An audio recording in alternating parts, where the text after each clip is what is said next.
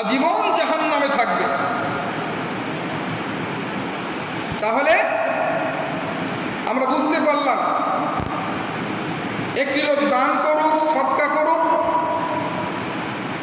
বারবার উমরা করুক, হজ করুক, দিনের আলোতে রাতের অন্ধকারে খুঁজে খুঁজে মানুষকে দাঁড়ে দাঁড়ে গিয়ে দান করুক, সারাদিন 5 ওয়াক্ত নামাজ পড়ুক, ফাঁকে ফাঁকে নফল নামাজও পড়ুক, গভীর রজনীতে দাঁড়িয়ে তাহাজ্জুদ পড়ুক, বছরের নিষিদ্ধ দিনগুলি ব্যতীত সারা বছরই রোজা রাখুক, কিন্তু তার ইনকাম যদি হারাম হয়, আল্লাহ পাকের দরবারে তার একটি ইবাদতও গৃহীত হবে না, কবুল হবে না। বলেন নাউজুবিল্লাহ। অনেক মানুষ আছে সুদের ব্যবসা করে, করে কিনা? সুদি লেনদেন আছে না?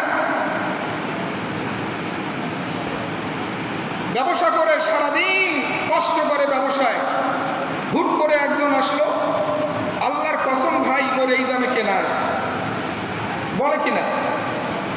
এই যে আপনি কষ্ট করে পুঁজি লাগালেন, সময় দিলেন, শ্রম দিলেন, মিথ্যা কসম বা মিথ্যে কথা বলার কারণে আপনার কষ্ট, শ্রম, পুঁজি সব বৃথা হয়ে গেল, ইনকামটা সম্পূর্ণ হারাম বলে আল্লাহর দরবারে বিবেচিত হলো।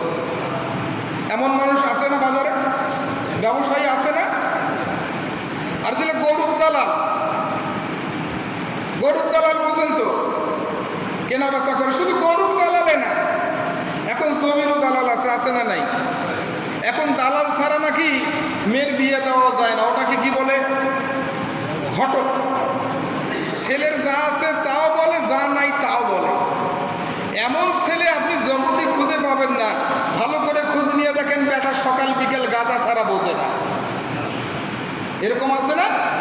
এই ছেলের সঙ্গে একটা ভালো মেয়ের বিয়ে দিয়ে জীবনটা 16 আনায় বৃথা করে দেয়, দেয় কিনা বলে? পরিবারটাকে ক্ষতিগ্রস্ত করে ফেলে। ভালো করে শুনুন, বিবাহর ক্ষেত্রে শক্ত কথা বলবেন। কি কথা বলবেন? কি কথা বলবেন? আপনাকে যদি খোঁজ খবর নিতে আসে, ছেলে যদি ভালো হয় ভালো বলবেন, আর যদি খারাপ হয় তাহলে আপনাকে সেটাই বলতে হবে। কারণ আপনার এই কথার ওপরে তার সিদ্ধান্ত এবং তার মেয়ের জীবন, ছেলের জীবন, দুটি পরিবারের মান ইজ্জতের বিষয় নিয়ে তো থাকে। কি বলেন?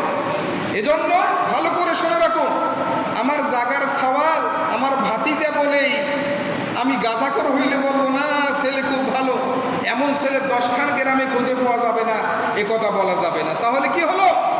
মানুষকে ধোঁকা দেওয়া হলো।